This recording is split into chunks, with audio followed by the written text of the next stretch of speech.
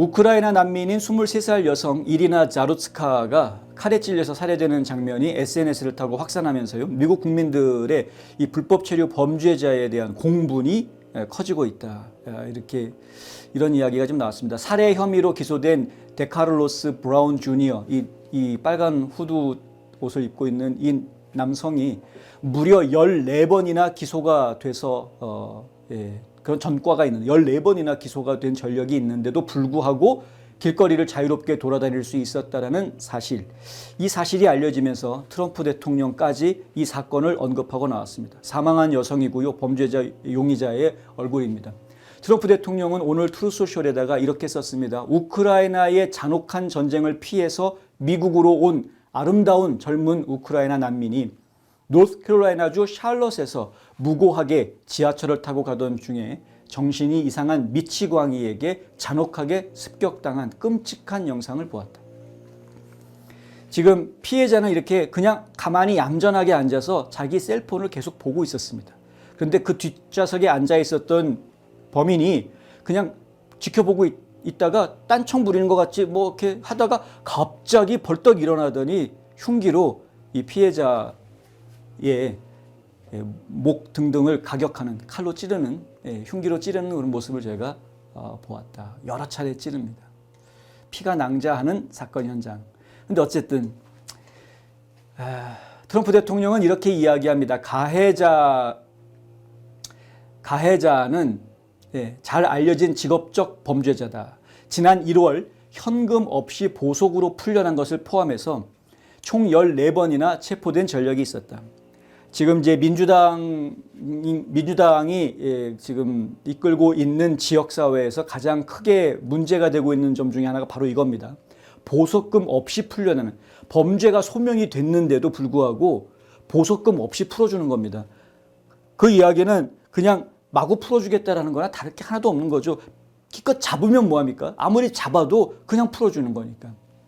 보석금이 없이 풀어줬다라는 거니까. 일말의 책임도 지우지 않고 그냥 내 길거리에다가 풀어주고 있는 겁니다. 이게 굉장히 지금 심각한 문제가 되고 있는 거죠. 트럼프 대통령은 계속 이야기합니다. 도대체 그가 지하철을 타고 거리를 활보하고 있었던 이유가 무엇인가?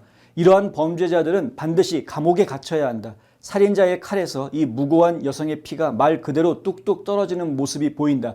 이제 그녀의 피는 악당들을 감옥에 보내지 않으려는 민주당원들, 특히 추락한 전 주지사이자 상원 의원 지망생인 로이 쿠퍼의 손에 묻어있다.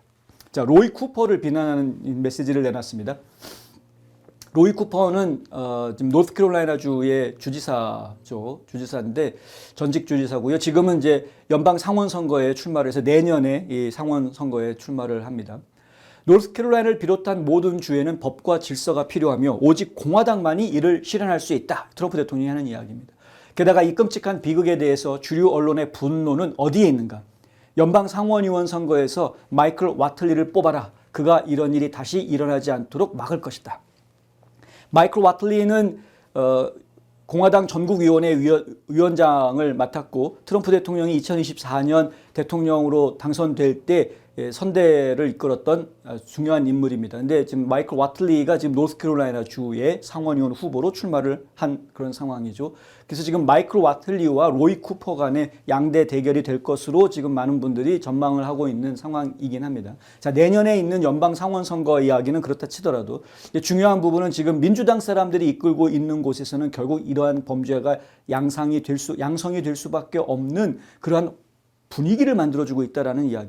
이런 보도를 저희가 한두 번 드린 게 아닙니다. 과거에 다른 좀도둑이라든가 뭐 서류 위조라든가 여러 가지 이유로 잡혔던 사람들을 그냥 아무런 책임을 묻지 않고 풀어주고 하다 보니까 이 사람들이 결국은 살인을 저지르는 범죄자로 성장을 해버렸다. 이게 성장이라는 표현이 참 맞는지 모르겠는데 바늘도둑을 소도둑 만드는 일을 제도적으로 해주고 있었다라는 이야기입니다. 민주당 사람들은 이걸 왜 멈추지 않고 계속 이렇게 하고 있느냐.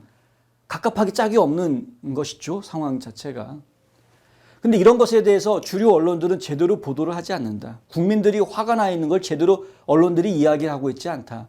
악시오스 같은 언론들은요. 오늘 아침에 이 사건을 알리는 기사를 공유하면서 X에다가 이렇게 썼습니다.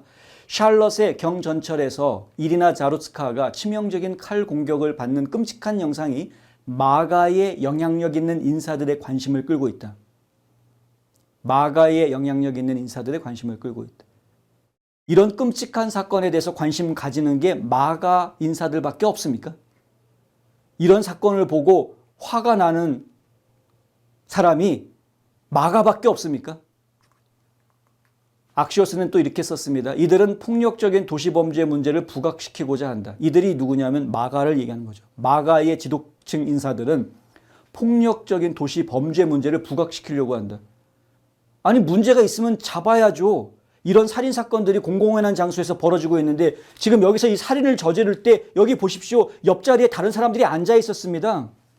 이 사람들 지금 자기 할 일 하고 있다가 깜짝 놀랍니다. 이 일이 벌어지니까. 백주대낮에 살인사건이 벌어지는 것과 같은 거 아닙니까? 이런 일들이 벌어진다는 게 더더군다나 공공장소에서. 근데 이거를 가만히 있습니까? 그러면은? 이런 문제들을 부각을 안 시켜야 됩니까? 덮어야 됩니까? 다? 악시오스는 또 이렇게 얘기했습니다. 주류 매체가 충격적인 사건을 충분히 다루지 않는다고 비난한다. 비난받아 마땅하죠.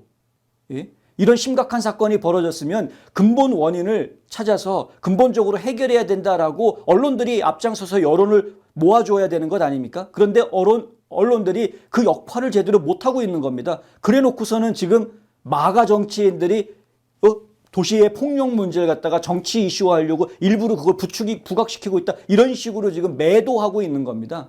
이게 지금 미국의 좌편향 대형 언론사들이 하고 있는 행태인 겁니다. 자, 악시오스가 이런 글을 올려놓자 백악관에서 뭐라고 했냐 하면은요. 이 악당은 무려 14번이나 체포된 전과가 있는데 그중 다수가 폭력 범죄였다. 민주당 성향의 도시에서 진보 성향 판사에 의해 보석금 없이 풀려났다. 그 후 그는 무고한 여성을 대중 앞에서 잔혹하게 살해했다. 여기서 문제는 마가가 아니다. 마가가 무슨 잘못을 했습니까? 마가가 문제가 아닙니다. 문제는 지금 범인이 저질러줬고 이 범인을 이렇게 살인 행위를 할 수 있게끔 풀어준 판사가 문제였고 그리고 그렇게 할 수 있게끔 제도적인 장치를 만들어준 민주당 정치인들이 문제였던 거지. 노스캐롤라이나주는 트럼프 대통령이 2020년, 2024년에 각각 1.3% 그리고 3.2%로 승리한 약간 빨간 쪽으로 기울어져 있는 것으로 인식되는 하지만 보라색 주로 이야기가 되고 있는 그런 주입니다. 언제 민주당 주가 될지 모르는 그런 주입니다. 그런데 여기 이제 그 상황이 그렇다 보니까 친트럼프 정치인보다는 안 트럼프 정치인들이 그동안은 좀 인기가 있었던 것 같습니다. 지역적으로. 자, 여기 연방 상원의원 중에 2명 중에 1명이 바로 톰 틸리스라는 분인데 공화당 의원입니다만은 라이노라고 할 수도 있겠죠. 어쨌든 안 트럼프 정치인으로 알려져 있는 이 톰 틸리스. 트럼프 대통령이 지지했던 하나의 크고 아름다운 법안 반대표 던졌던 인물입니다. 그러니까 이제 성향을 이해하실 수 있겠죠. 공화당 의원이지만 하지만 결이 좀 다른. 근데 이 톰 틸리스가 이러한 그 입법 활동에서 뭔가 자꾸 어긋장 내는 모습, 민주당 쪽 편들어주는 모습을 자꾸 보여주니까 이 노스캐롤라이나주 공화당에서 반기를 들고 나왔습니다. 그래서 견책했습니다. 이거 당신 그런 식으로 의정 활동하면 안 된다라고 막 했던 거죠. 그 당내 압박이 커지니까 내년에 재선 출마 안 하겠다. 불출마 선언을 했습니다. 그래서 이제 상원이 공석이 된 것이고요. 그것 때문에 지금 민주당에서 로이 쿠퍼가 출마하고 뭐 여러 후보들이 좀 나오고 있습니다만은 그리고 이제 공화당에서도 또 와틀리가 또 출마하고 뭐 이런 일들이 벌어지게 된 겁니다. 자, 근데 내년에 노스캐롤라이나 주의 연방 상원 선거는 전국적인 관심의 대상으로 떠올라 있습니다. 이거 한 자리가 상당히 큰 비중을 갖기 때문에 조지아주도 마찬가지죠. 조지아, 노스캐롤라이나, 미시건 뭐 이런 등등의 주에서 연방 상원 선거 지금 주목하고 있는 곳들이 지금 몇 군데가 있습니다만 어쨌든 그러한 곳이다. 이 보라색 주들이 과연 빨간색이 될지 파란색이 될지 이것이 지금 내년 중간 선거에서 상당히 많은 관심을 모으고 있는 초점입니다. 이슈입니다. 이슈.